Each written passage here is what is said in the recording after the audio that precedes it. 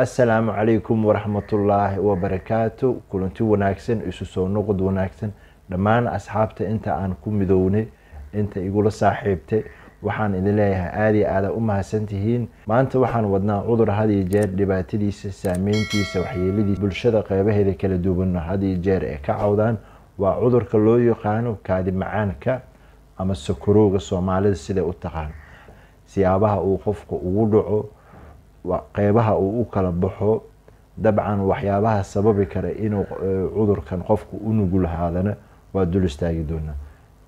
haddaba qofka marka uu raashinka cuno waxaa loo kala saaraa ugu yaraan dhowr qaybood.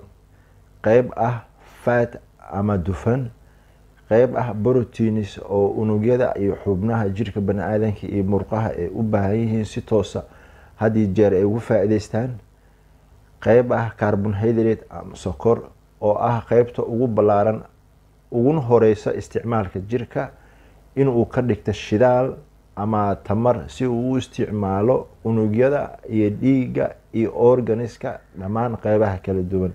haddaba jirka bani'aadanka waxa uu leeyahay qaybo lagu kontaroolo marka uu qofka sokorta isticmaalo ama jirkiisa marka sokorta lagu soo daayo taasoo tamar ahaan ama energy ahaan ay u qaadanayaan unugyada kala duwan ama cellska kala duwan si loo gaarsiiyo xubnaha jirka.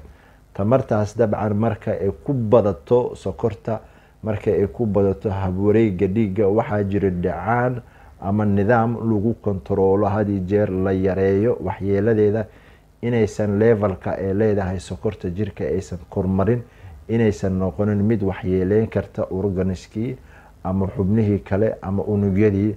sokortaas hadii jeer kontaroolkeeda gudbinteeda in isticmaalka jirka uu ka faa'iideysto qaybaha kala duwan si nadiif ah u gaarto waxaa ka qayb qaato dhacaan laga soo daayo ganaca oo xubinta loo yaqaano ku dhaxtaalo xubnaha dheefshiidka caloosha.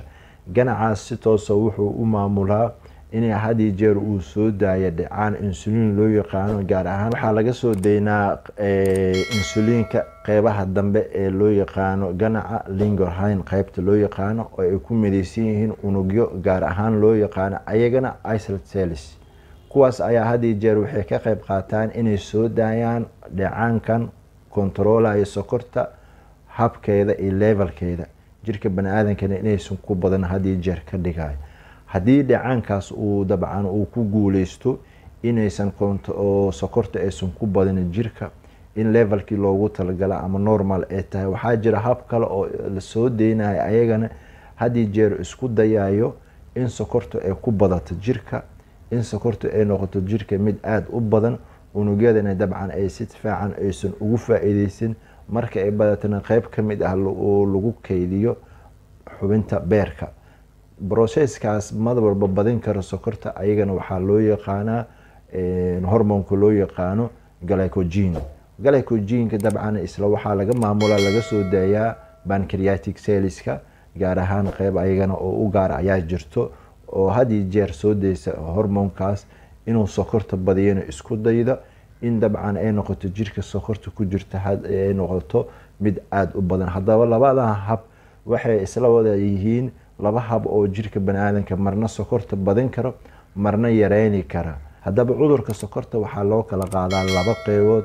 inta ugu badan ee hadii jeer lagu arko kaysiska sokorta waxay u kala baxaan diabetic mellitus type 1 nooca oo insulin dependent qofka inuu mar walba insulin uu ku tiirsanaado ama uu isticmaalo ay noqon karto, iyo diabetic mellitus type 2.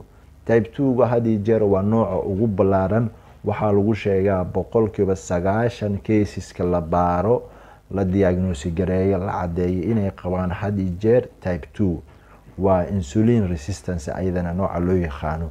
halka type 1 ku waagii hore uu ahaan jiray nooc lagu arko ilmaha yaryar ama dadka dhexe aan qaangaarin dhalinyarada, laakiin si waayahan dambe si isku mid ay labadoodu u soo wada bateen insulin dependent iyo non insulin dependent. labadaas nooc ayaa dabcan dul istaagi doona qaababka ay ku yimaadaan. nooca koowaad diabetic mellitus type 1 ama insulin dependent dabcan waxyaabaha sababi karo ilaa hadda si sax ah looma hayo balse waxaa jira factors ama qaybo badan saacidi karo in noocan uu noqdo type 1. sideedaba noocan waxaa loo yaqaanaa adiabatic. waxa sida saxda ah ee keenay ama koosgareeye ma fadhiyo, laakiinse waxaa jiro oo loo yaqaanaa cudurkan autoimmune disorder, inuu yahay cudur ka imaani kara noocan type 1ka. nooca sababa in qofka habdifaaceedkiisa jireed uu si qaldan ula falgalo ama ugu horimaado ama uu burburiyo meeshii laga soo saarayay dhacaanka insulin.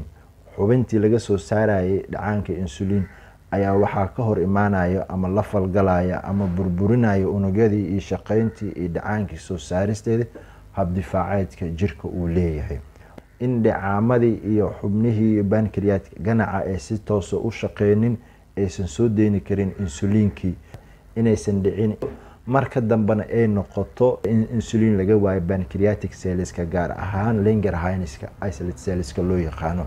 haddii saas ay dhacdo wax dhacaana uusan soo deenin oo iska soo gasho sokorta dhiigga, waxay noqonaya in sokorta ay ku badato mar walbo ee habqulqulka dhiigga, inaysan ka faa'iideysanin, inaan loo gudbin karin unugyadii u baahnay ee xubnaha jirka bani'aadanka qaybihiisa kala duwanaa. taasi mar walba marka oo insulinka ay yaraato waxaa dhacaysa sokorta inay jirka ku badato, gaar ahaan dhiigga dhexdiisa. wax ka faa'iideysta iyo wax gudbiya iyo si loo maamulana aysan jirin. waxay keeneen marka qofka sokortiisa marka la cabiro in mar walba ay tahay mid aad u sareysa, mid oo dabcan oo numberka levelka ka tagsan oo aad mar walba u kacsan. taasi waa nooca hadii jeer saameysa ilmaha yaryar iyo dadka dhexe. walow waayahan dambe lagu arkay in dad waaweyn type 1 qaba oo insulin aysan jirin jirkooda oo pancreatic cellski ama ganaci uusan shaqeynin. nooca labaad ee diabetic mellitus type 2, jirka bani'aadanka hadii jeer waxa uu lagu soo deeni karaa ama pancreatic cellska ay soo deynayaan insulin, dhacaankii maamulaya sokorta inuu gudbiyo tissue-ga, unugyada ay ka faa'iideystaan, isticmaalaan, inta kalena dabcan beerka uu keedgareeyo. dhacaankaas hadii jeer pancreatic cellska waxaa la amraa in la soo daayo. ayadoo sidaas ay tahay dhacaankii la soo deynayo ayaa waxaa jirta haddana in sokortii ay dhiigga ay ku badan tahay, jirkiina uu amrayo in dhacaankii la soo daayo insulinkii, labadoodu dabcan inay ku wada bataan dhiiggii qulqulkiisa, taasoo ay si toosa aysan u gaari karin unugyadii loogu baahnay qaybihii kala duwanaa ee sokorta isticmaali lahaay cellska inay energy ahaan u soo saaraan ma gaari karaan. waxaa ciladeysan hadii jeer receptorada insulinka ee gudbin lahaay sokorta si toos uma qabsan karaan, oo unugii dhexdiisa ama xuubkii ku daharnaa cellka ma geeni karaan si ay dabcan isla falgalaan energyna loogu sameeyo. waxaa dhacaysa mar walba in sokortii jirkana ay ku badato, qofkana jirkiisa laga soo daayo dhacaankii sokorta gudbin lahaa. taasi marka waxay noqonaya muddo markay socoto waxaa dhici karta in ay daalo ama ay daalaan dhacaamadii dhacaankii insulin factorkii soo deyn lahay oo pancreatic cellski ama ganaci ka soo deyn lahay inay daalaan oo ay shaqeyni karin. ciladana dabcan ay ka imaani karto receptorska qaadi lahay insulinka ay ku dhegi lahay sokorta, geeni lahay unugyadii iyo murqihii iyo xubnihii loogu baahnay inay ka faa'iideystaan tamar ahaan ee loo isticmaalay energy.